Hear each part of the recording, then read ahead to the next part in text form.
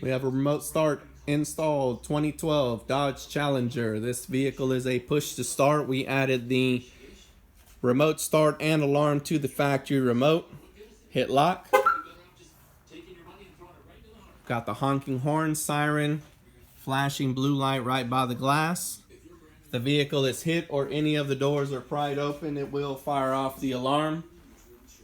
So I'm going to go ahead and unlock it.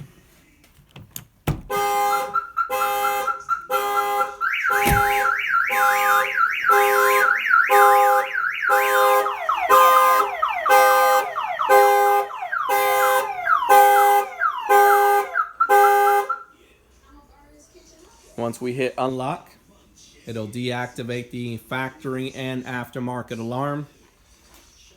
Now this vehicle here is a push to start vehicle, which means you hold the brake down and you push this button on the dash to get the engine to crank. To do the remote start on the factory remote, we will hit the lock button 3 times. 1, 2, 3. A few seconds later, the engine will crank.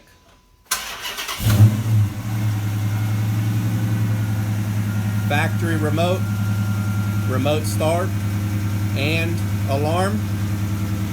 Lock, unlock, pop trunk, just like you always do. To turn off the engine, we will hit the lock button 3 times again. And it'll turn it off. Got them in stock, ready to go. Factory remote with remote start and alarm system, full security. 2012 Dodge Challenger. Come by the shop, check us out. Open Monday to Saturday, 10 to 6.